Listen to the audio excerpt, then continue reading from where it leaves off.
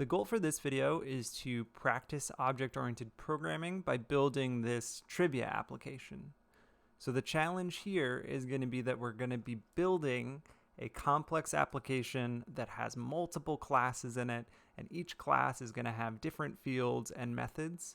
So we're going to jump into the deep end here, and it's okay if things don't make sense. Just follow along with the video as we go through the planning and coding process, and by the end, hopefully those pieces will all fit in and make sense. So let me show you what we're making here. So it's a simple trivia game where we enter our name, it welcomes us, and then it's going to present to us a series of weird trivia questions. So here it's asking if an octopus can fit through any hole larger than its beak. So maybe I know the answer to this one, and I'm going to say true. So it's going to tell me what I answered and tell me what the correct answer was. Here it's asking me, is the national animal of Scotland a unicorn? Well, that can't possibly be true, so I'll put in false, and I will see my answer and learn that, oh, the correct answer was actually true. Bleach never expires. Well, maybe it never expires. Okay, and so I answered true, and it's telling me the correct answer was false. So you can see that this version of the application is not actually like checking our response to tell us whether we got it right or wrong and giving us points. We'll get to that like more advanced version later, but this version will give us enough to work on in terms of practicing our object-oriented programming to just structure a larger application and get these trivia questions displaying. So before we jump into it, it's always good to plan on paper. And if you remember, in class we did an exercise where we took some example applications like Minecraft and tried to break them down into pieces so that we could code them. And when you're working in a language like C#, which is object-oriented, whoops, this should be OOP, object-oriented programming, what you often want to do is think about the thing you're making and try and break it down into pieces. So like here, I know the player has a sword, so maybe I would build a sword class. And I know that there are enemies in the world, so maybe I would start thinking about enemy classes that I might want to include. And I've got these blocks that are in the world, so I might want to think about block classes, a block class or multiple block classes that I might build, and so on. So we're going to do the same process, but for this trivia application that we were just looking at. So we want to think about what the pieces are in this application that we might need to build. We are going to use UML to do this. So I'm going to give us a heading here of trivia app. And then I'm going to create some boxes that we can use for UML.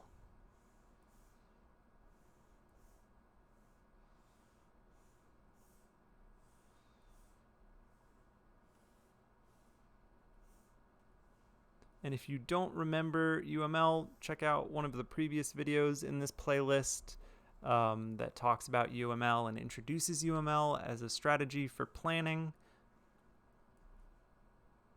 Actually, let's create one more box down here. So there's always going to be one class in our project that's a given. So I'm going to represent it here, and we can kind of exclude it from our brain after we get it down here. So we're always going to have a program class that has a main method. So we know that that's always built into Visual Studio when we create a C# application, a C# console application. So I'm going to write this down, but then I'm going to fly back up to our 3 blank diagrams where we're going to start thinking about, well, all C# console applications have this program class. What does our trivia application need? What are the things in our trivia application? So it helps to flip back to the game and try thinking about what are the pieces that are here. So we can see, obviously, we've got these trivia questions that have a question, they have an answer. We have something that's keeping track of our name, so representing us as a player. And then we probably need something that sort of orchestrates all of this activity together.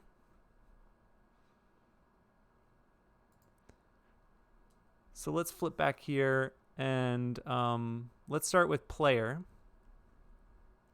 So in a trivia application, you probably need something to represent the player, the person playing the game. And maybe if you build a more advanced version, you actually have multiple players that are allowed to play the game simultaneously. So we want to think about what we might need for a player in a trivia application. We already saw that it knew our name, so it makes sense that we would add an attribute here for the player's name. And the type there would make sense to be a string, a series of characters. In thinking about a trivia application and the player, you might also want to build a version where we're tracking whether the player got things right or wrong and giving them points.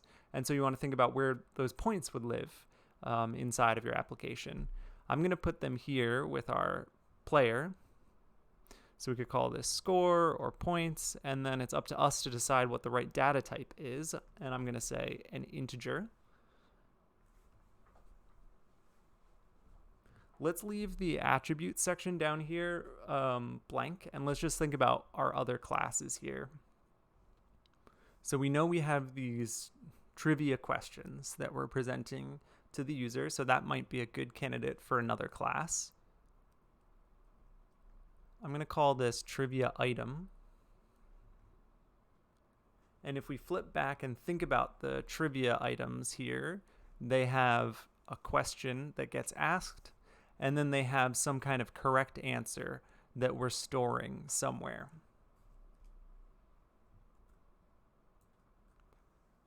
So that might mean that what we have here is a question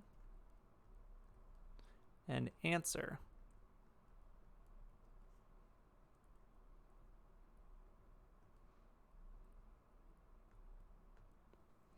So the question might be a string like, is the national animal of Scotland a unicorn? And then the answer might be true as a string.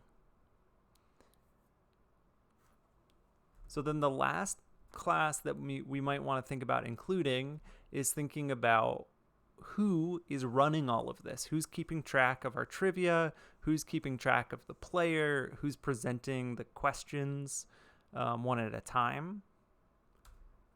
And here we could create a class like a manager or a game class that's responsible for that. So our game class could hold on to our player. So we could have current player, which is a player instance. And if you had multiple players, maybe you'd be like player 1, player 2 as attributes here. And then it would make sense for us to store maybe our trivia items here. So we could say we've got trivia 1 is a trivia item. Trivia 2 is a trivia item. And since I'm running out of room, I'm going to leave off trivia 3. But, however many trivia items we'd have, we might store those as separate fields. When we get later in the semester, we'll figure out a way to refactor this so that we, if we have 50 questions in our game, we don't have to have 50 fields here. That would be a mess. But for now, this will be fine. And then you might also want to put some other stuff that's game related, like maybe you have instructions or you have a title or you have some title art. So I'm going to let's do game title here, and we'll store that as a string. So this should be enough to get us started in terms of classes. And as the trivia application evolves, you might need to have multiple classes in here. So maybe we have our true false questions here, but what if you had multiple choice trivia, or you had matching trivia? Maybe those would be new classes that you would start building onto this architecture that we're creating here. So we've got our attributes mapped out, and remember those are this box here, which is where we store the fields or properties of a class. Now we want to start thinking about those operations that we would have down here. And an easy one for us to fill in for all of these is most times when we create a class, we're going to have a constructor. And a constructor is a special type of method that has the same name as our class. So I'm just going to put in a placeholder for all of these.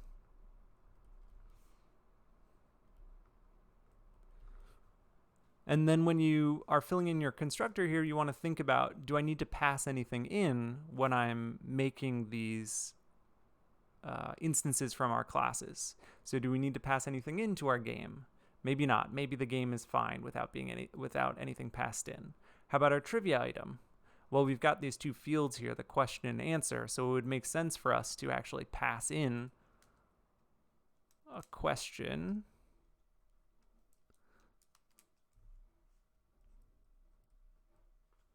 Whoops. String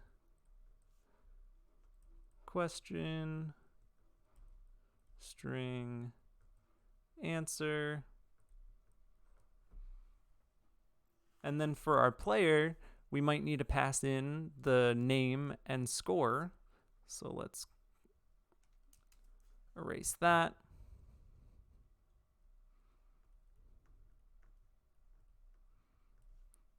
And actually with score, maybe we don't actually need to pass it in. Maybe the score defaults to 0. So maybe it's okay for us to just have the string name here. So we've got one operation down here for each of these classes. We might want to start thinking about any other operations that we're going to need. So our player will be pretty simple. It's just going to be a container for the name and score. And then our game will need something that kicks off the trivia. So I'm going to create an operation called play. This is what we'll invoke to have the game start, display all the trivia, and then shut down. That's probably all we need for the game right now. And then our trivia item, we're going to need some way to ask this class to display itself. So maybe we'll have a display question method or operation here. So flow for the structure of our application that we've got here. Our program, we've got our main method. This is going to have to create a game for us. So then our game will be responsible for making sure that there's the player, the trivia items, the title, whatever else, and it has a play method that goes off and runs through the trivia items one at a time, asks them to display their question, and then the game is over in this version of our application, and we can shut down. This should be enough to get us going. As you are thinking about your trivia applications, you may come up with alternate structures. I'm only presenting one way to structure this. There are infinitely many ways that you could create a trivia application in code. This isn't the right way. This is just one way. And in particular, this is a way that allows me to show you a couple of different classes and how they might interact. So we've got our roadmap. Don't freak out if all of this doesn't make sense just yet. We're going to get to coding, and as we code, we'll refer back to this UML, and hopefully the big picture of how all of this is structured will make sense by the time we're done building our trivia application. So I'm going to open up Visual Studio here, and I am going to create a new console application.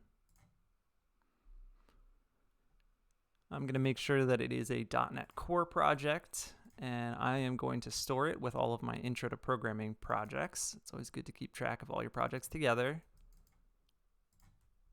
And I am going to call this Trivia Game.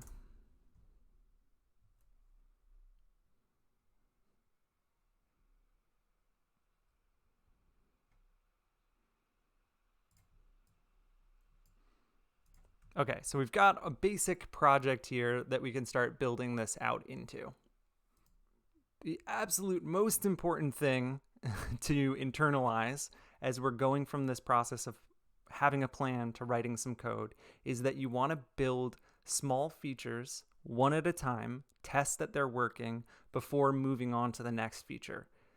If you wait till the end to try and make sure that everything is working, you could have many errors and it could take you a while to solve them.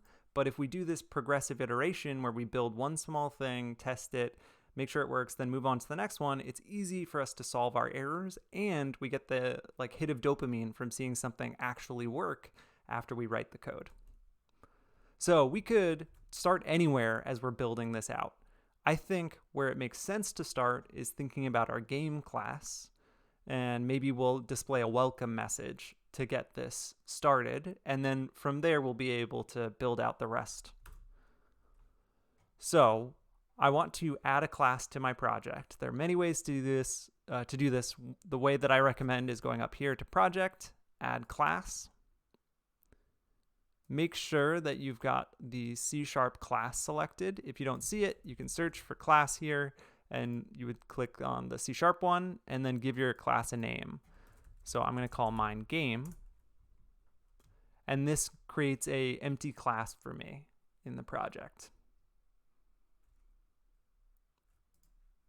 So we said that our game class was going to have a play method and a constructor. So I'm going to create empty placeholders for both of those.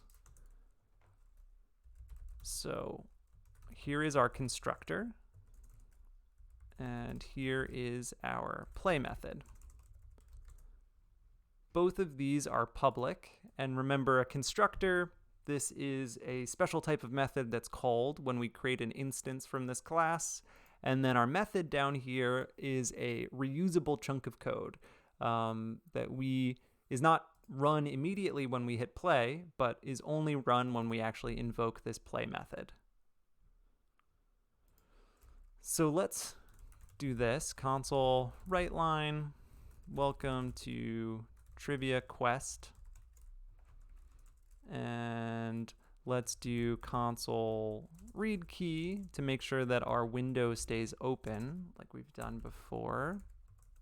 And let's also print out a message to let the user know, press any key to exit. So right now, if I hit play, nothing new is going to happen. Our game class is not being used. We're not constructing a game. We're not actually calling this play method. So what we need to do is flip over to program. We can get rid of this console log here, and we want to create an instance of our game. So, whoops, let's get rid of this blank line here. We're going to say game current game is equal to a new game. So on the right hand side here, we're calling that constructor. Right here, our constructor is blank, so there's nothing special that's going to happen, but we'll use this later. We're creating that new game, and we're storing it in a variable here, a local variable called current game. So then we can call current game.play, which as soon as we do this is now going to head back over to game and execute these 3 lines of code that we have inside of our play function, inside of our play method here. So if I hit play now, we should see welcome to Trivia Quest, press any key to exit. Excellent. So first feature done. We have a basic placeholder for our play method, and we checked that it's working. If we had made a mistake here, like here I'm going to make an error in my code, try to play it, we're going to get a message that there are build errors, and then we would go through the process of trying to solve it. And we can see we've got 3 errors. I would start at the top, and I would look around here to try and find where did I go wrong? What kind of typo did I make? What kind of mistake did I make? And the reason why this is building in iterations is a good approach is because we only added a few lines of code, so we know where to look for our errors. But if I had written 50 lines of code across multiple files, it would be hard for me to track down where that error is. So I'm going to go ahead and fix this, and we can move on to our next feature. So I think I would like to improve this user interface here. This isn't very interesting for displaying a title and displaying instructions. So maybe I will create some title art and a description, and I'm going to put those as fields on my game class up here.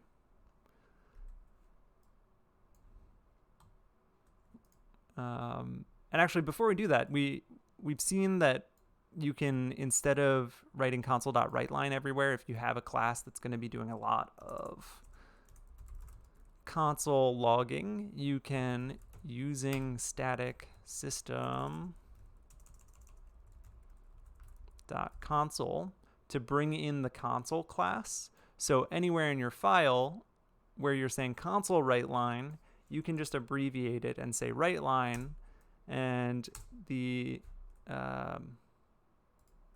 compiler here knows that when you're saying writeLine, you're talking about system.console.writeLine. So that cleans this up a little bit. Let's get back to creating our fields up here.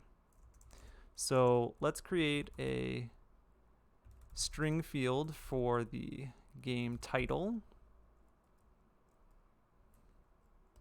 And we can set this to trivia quest. And maybe I'll create a field for the description. And we'll say it's something like battle your friends for the top score in silly trivia.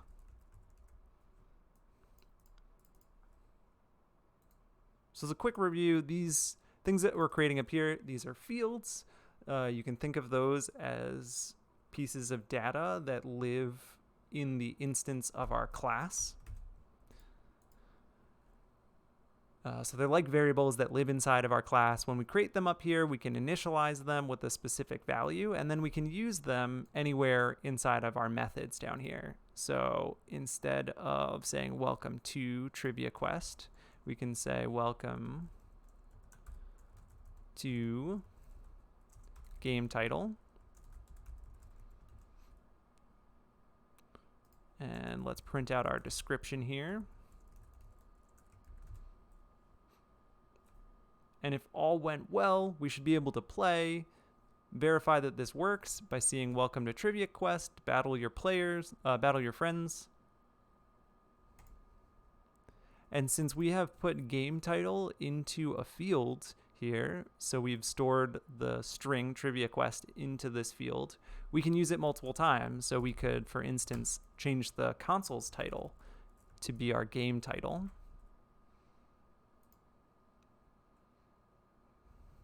And now we can see trivia quest showing up here, but it's also showing up here in the title bar.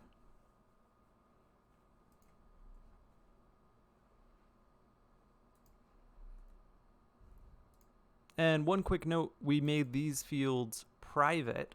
Remember, we have access modifiers of private and public that we've talked about in class.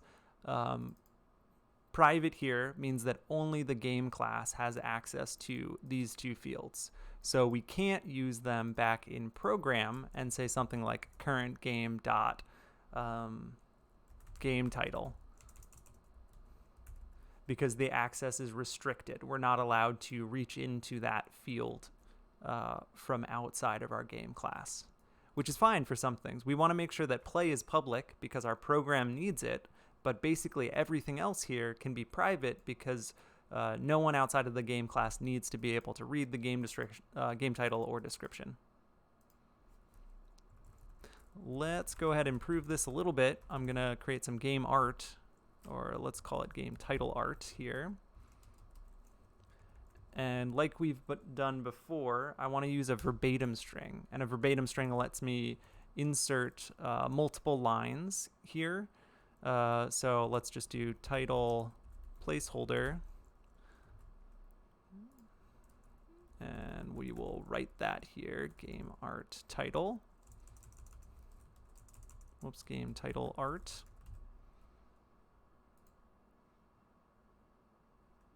And you can see all of those lines are printing out here. So now we can use our ASCII text generator. Let me open up a new tab here, and I'm just going to search for ASCII text. And the first link is this tag, this text to ASCII art generator. And so I can put in trivia quest, look at a few of the fonts, and pick out one that I like. And maybe I'll go with this one.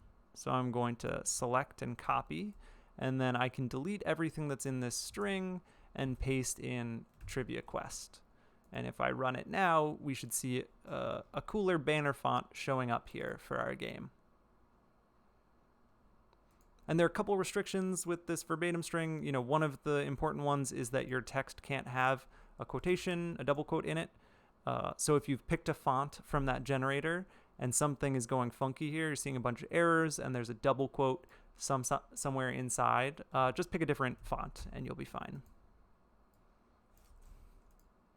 I'm going to remove this extra line at the bottom here. Okay, so we did it. We improved our user interface here for our trivia game. We've got a banner, we've got a welcome, we've got description, press any key to exit. So we can move on to our next feature. And before we can build out more inside of our game class, it would behoove us to build out one of these other classes. So we could start with the trivia item and get some questions and answers in there. I think it'll be simpler to just start with the player. So let's get the next feature working where we can create a player, give it a name, and use the player's name.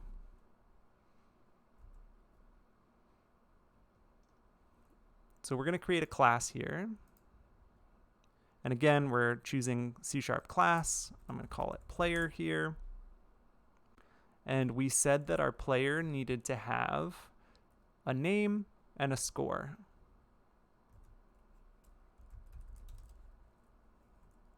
So we're going to create a public string name and public int score. And the reason why I'm making these public is so that our player can store these pieces of information, but our game class will be able to read them so that we can say like welcome player.name.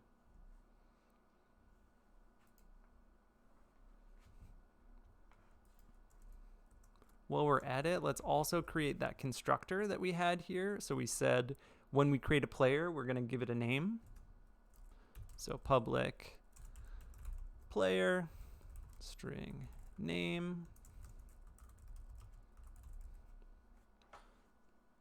And this is a little tricky because we use the word name a bunch of times. So we have our field up here, which is name.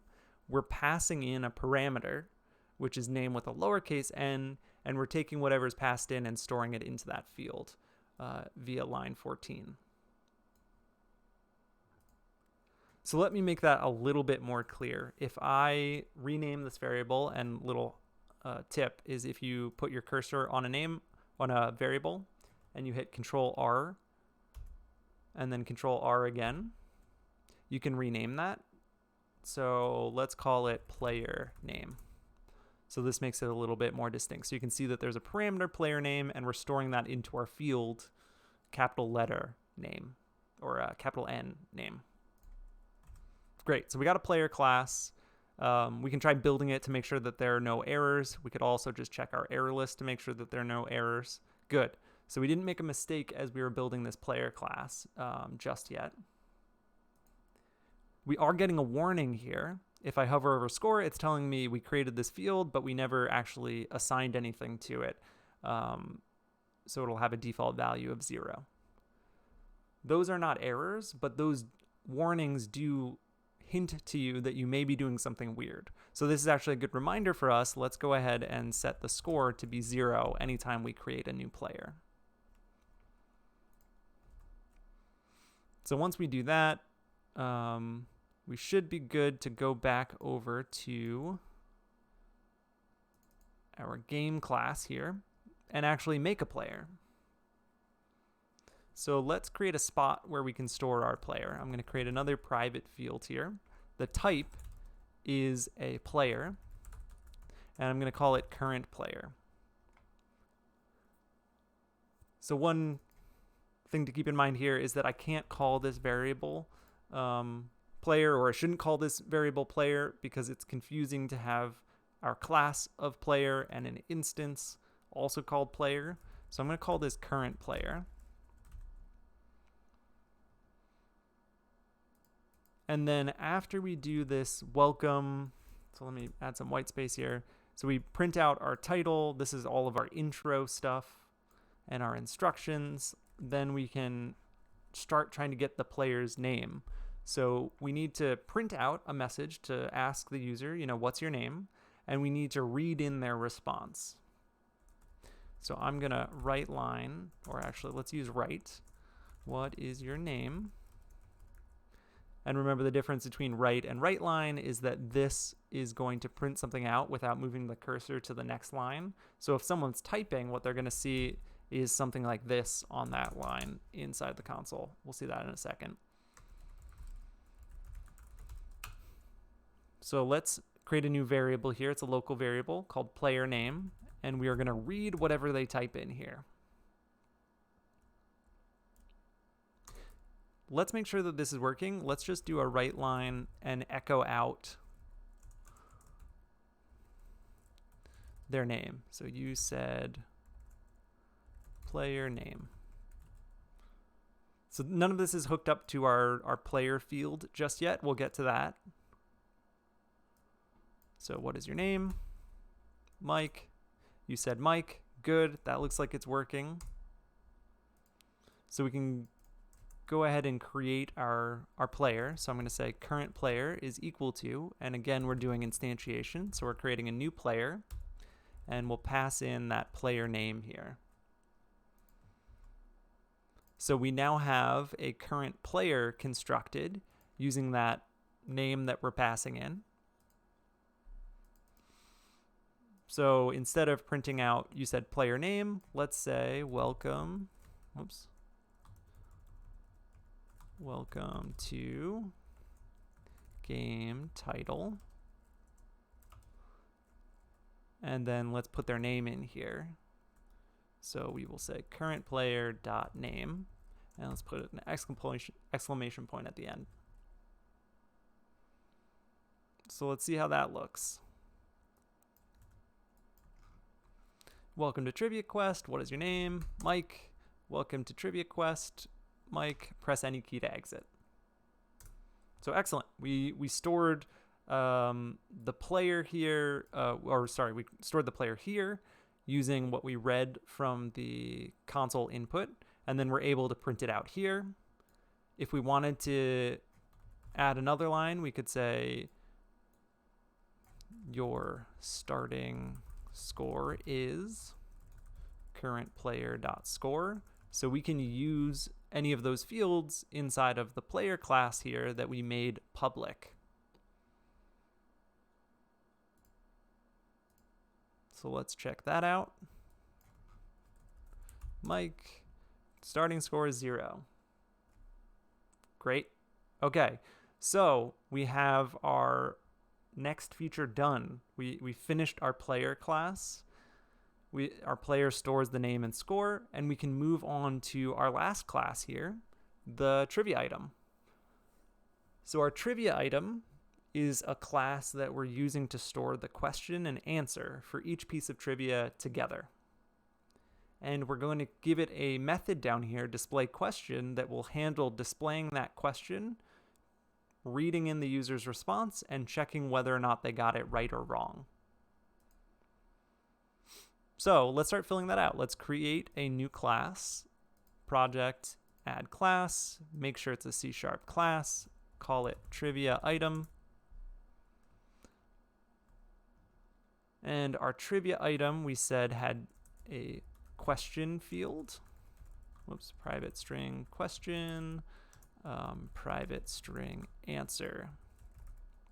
So I'm using private here, and one good strategy to use is to just default to making things private, and then only make them public when you actually need them to be public.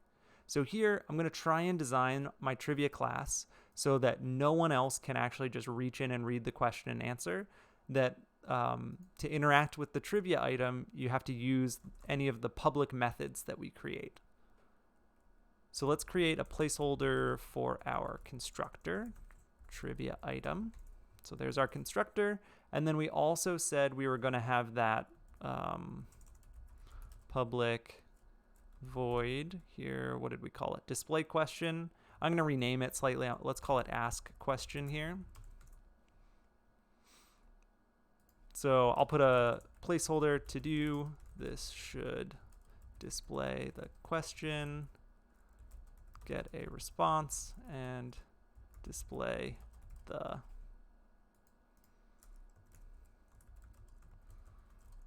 correct answer. So we built the skeleton of our trivia item with our constructor, our method. Let's make sure we've got no errors by checking our error list. So good, we haven't broken anything. The other way you can do that is just hit play. If your application runs, then you have no build errors. So we created our class, doesn't do anything yet. So let's start building this out. We'll start with our constructor. When we create a trivia item, we're going to want to fill in a question and an answer. So let's create a variable, trivia question here, or more specifically, these are parameters. So let's create another one, trivia answer. And our question field, we're going to fill in with this parameter. And our answer field, we will fill in with this parameter. So these warnings were telling us that we created some fields that we never used, and those should go away now that, or those should go away as we start filling out our constructor and our ask question. So it's fine to ignore those for now. So we've got our trivia item with a question and answer. Let's just put something in here so that we can see something on the screen when we call ask question. Let's do, we're just going to print out our question field. And I'm trying to do what we did in our game class where I can just say WriteLine instead of console.WriteLine, which means that up here I've got to bring in the system.console namespace.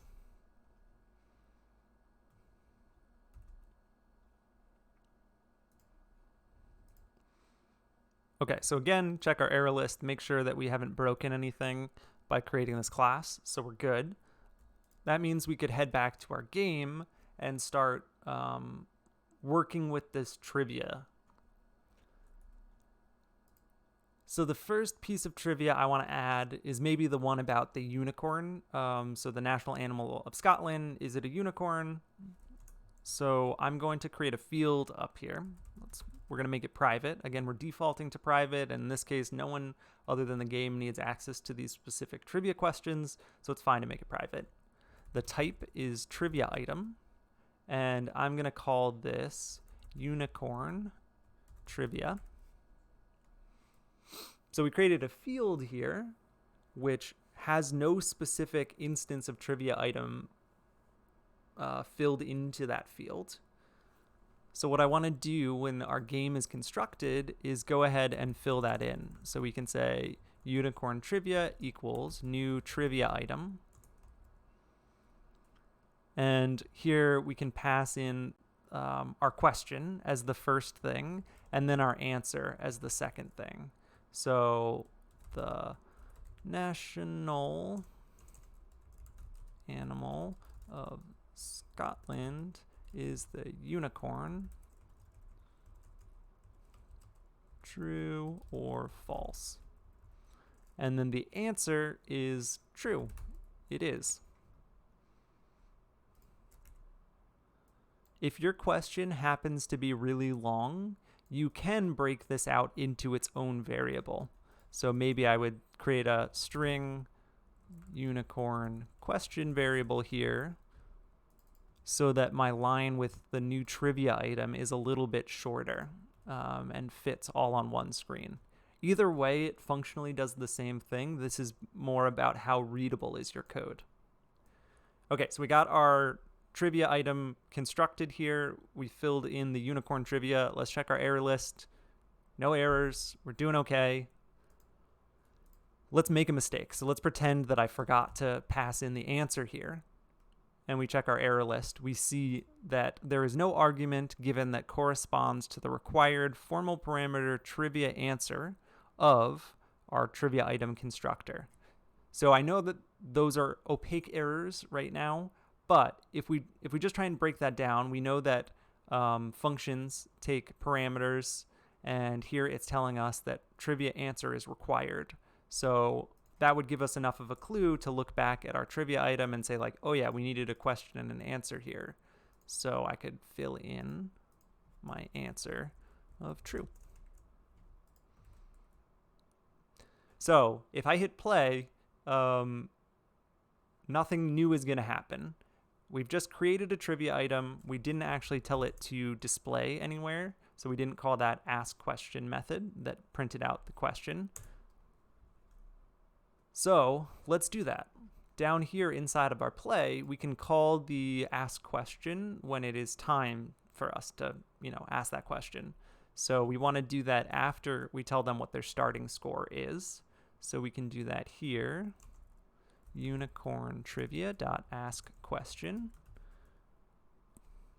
Fingers crossed, we should be able to fill in our name and then see that first question. The national animal of Scotland is the unicorn, true or false?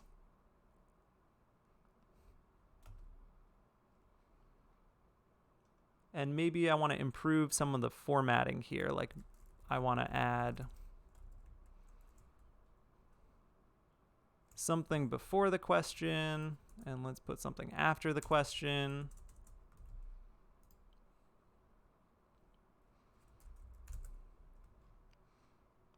So that the question kind of stands out from the rest of what we're displaying here. And maybe what I want to do is add some space between some of these things. So I want some space before the press any key to exit, and maybe I want some space here, and maybe some space here between these. So there are a couple ways that we saw to add space. You could do a write line and give it a blank string if you want to add some space between the description and asking what their name is. The other way you can do this is to insert a new line escape code into one of your strings. So here that says put a blank line before we type in what is your name. And we can do the same thing here and the same thing here. That should make this user interface a little bit more readable. Good. What is your name? Mike. And then some space. Looking good. And maybe I'll make this a little bit longer.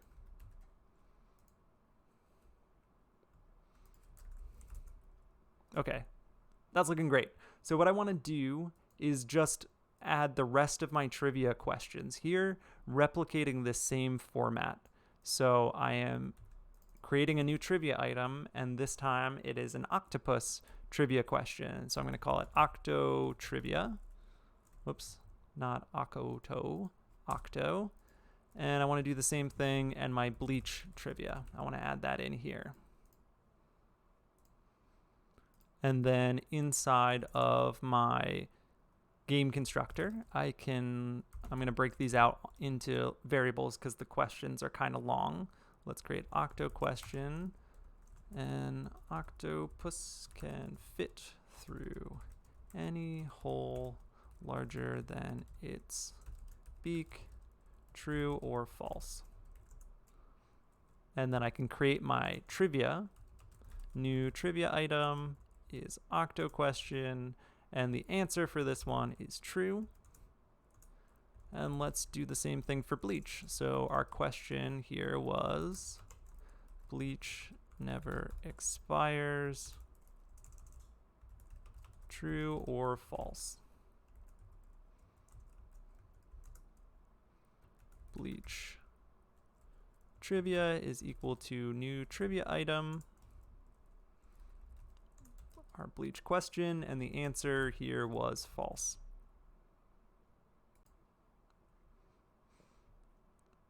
So like I mentioned before, if we had 50 items here, this would get really tedious for creating each trivia item. Later in the course, we'll improve this and we'll learn how to use things like arrays and lists to store trivia items, and things like using external data stores, so we could just put these in a text file rather than hard coding them in here. But we're starting off simple. Just to get something working, we'll iterate and we'll improve it over time. So we've got our 3 trivia questions here, and remember, these don't do anything. These set up our instances, but they don't display anything to the screen. So if I hit play, we're not going to see anything new in our application. We're just going to see that one question. So what I want to do to test that this new feature, these 2 trivia items, works, is come down here. I'm just going to do a little bit of copy and pasting. My unicorn trivia is the first one, and then we can do our, let's do the octopus one, so octo trivia, and then let's do the bleach trivia here. And we'll run it to make sure that it works. So what is your name? Mike.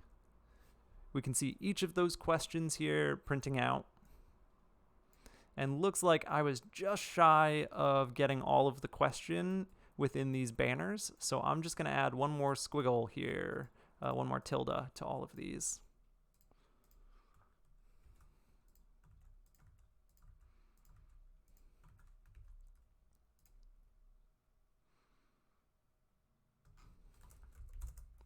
Great. Perfect. Now they all line up. So we're there. We're almost there. The next thing we want to do is that ask question should not just display the question, but it should prompt the user for their guess and then display the right answer. So let's close this. We'll go back to our trivia item, and now we want to finish out this to-do. So what we want is to print the question. Then we want to say, hey, we want your answer now. So what's your answer? Well, let's do what's your answer. And again, we're using right so that the user's answer shows up here right after the question on the same line. And anytime we're trying to get input, we're going to create a string variable. So let's call it player answer. And we're going to read line. So we're going to read whatever they type here. And then we can echo that out. So we can just print, right line. You answered. And let's put their answer in here into this string. And I'm going to put single quotes around it so that we can show them, like in quotation marks, this is what you typed in. Let's see if this feature works.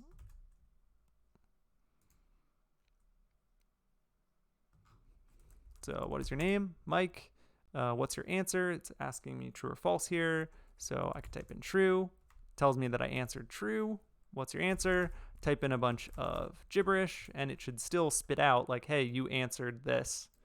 Oh, whoops. It should say you answered. So let's finish this out. You answered, and let's print out the correct answer. Right line. The correct answer was... And let's turn this into a string with interpolation so that we can insert the answer. So that is our answer from up here, this field up at the top. So with that, we should be asking for their answer, printing out their answer, and then printing out the correct answer underneath it. Mike, what's your answer? True. Correct answer was true. False. And now it's correcting me, telling me the correct answer was true. Bleach never expires. Let's say true. And it's correcting me again, telling me that the correct answer was false. One small note, like if I wanted, instead of single quotes to be around the player's answer, double quotes.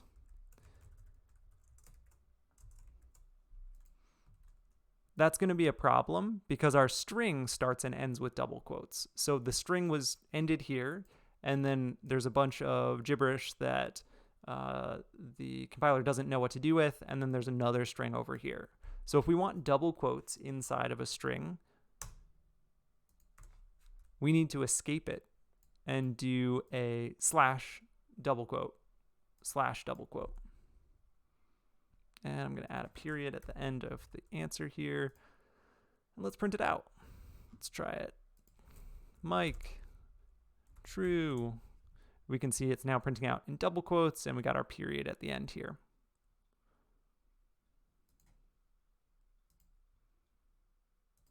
All right, phew, we did it. So we pulled off a trivia game.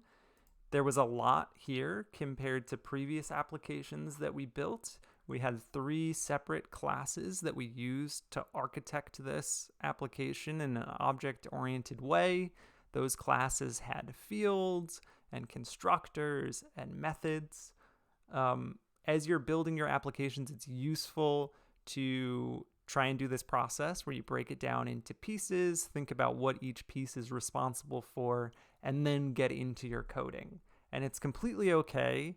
We didn't do a ton of this, but it's completely okay if, as you start coding, you have to revise your UML. Like here, I put display questions and we changed that to ask question because I thought that that was a better way to frame what we were trying to do here. But it would be completely okay if we had started with the wrong structure and maybe we didn't even think about a game class. And then as we started coding, we decided, oh yeah, we need that. And we go back to our UML and do some more planning on paper. Let's pull up our quiz game. So we've got a lot here, but we also know that this isn't like a complete quiz game because, for instance, this does not check whether we got the answer right or wrong. That'll use a concept called conditionals that we'll cover soon. So if you're interested in that, you can Google C# conditionals and try and figure out how you could check whether the answer was right or wrong here. And there's some stuff that could be improved about the formatting of our game, like changing some of the color. And maybe you could improve it by, instead of displaying each question here in a long vertical scroll where it's all showing up on the screen, you display each question one at a time using clear and read line, or clear and read key. I'll leave those as challenges for you to work on, but we got a basic version here that we can continue building in the future.